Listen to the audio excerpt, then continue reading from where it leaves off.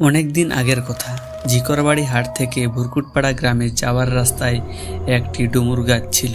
সেই ডুমুর গাছে বাস করত এক সবুজ ভূত। সেই ভূত বাজার থেকে যেসব মানুষেরা মাছ মাংস বাজার করে নিয়ে আসতো, এমনই একদিন। কি ব্যাপার, কোথা থেকে খাসির মাংসর গন্ধ আসছে?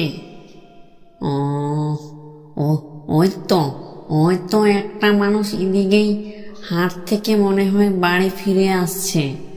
মনে হয় তার ব্যাগের মধ্যে খাসির মাংস আছে। কোনো রকম করে ওকে এবার ভয় দেখিয়ে তার মাংসটা আমাকে ছিনিয়ে নিতে হবে।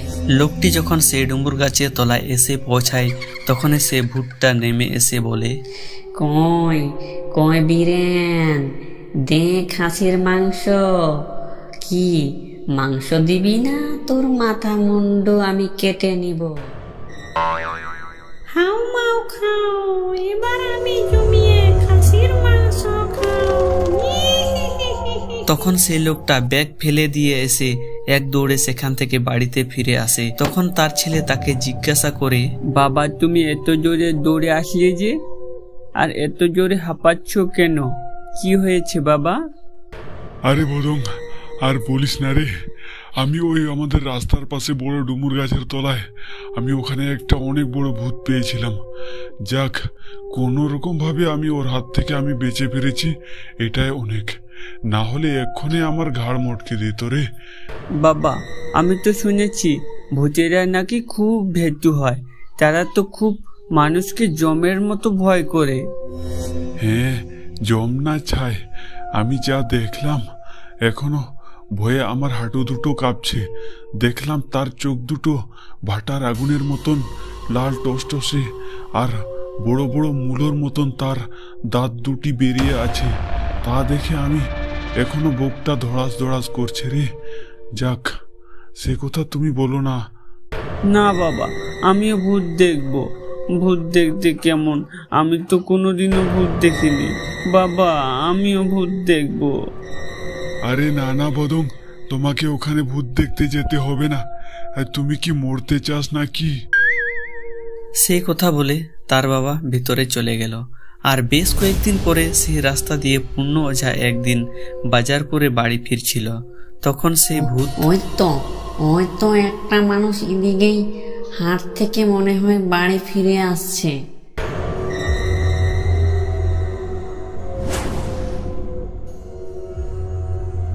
কোন বিয়াদব আমার সঙ্গে এরকম মস্করা করছিস?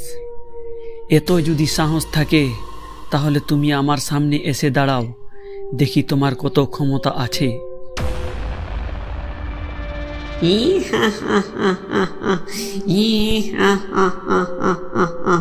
জিরে মানুষের বাচ্চা, তোর এখনো আমাকে দেখে ভয় পাচ্ছিস না?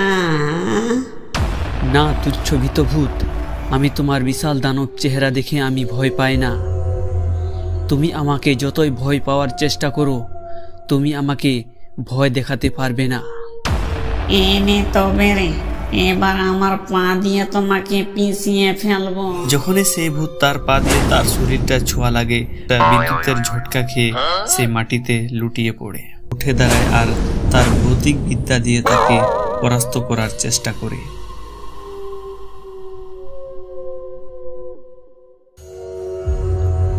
এই ভূত যদি এখানে থাকে তাহলে সেই ভূত অনেক লোকের ক্ষতি করার চেষ্টা করবে। না, বরং আমি এই ভূতকে বোতল বন্দি করে জলের মধ্যে ফেলে দিয়ে আসি। তারপর পূর্ণ ওঝা তার মন্ত্র বলে তাকে ভস্ম করে তার আত্মাটা একটা বোতলের মধ্যে ভরিয়ে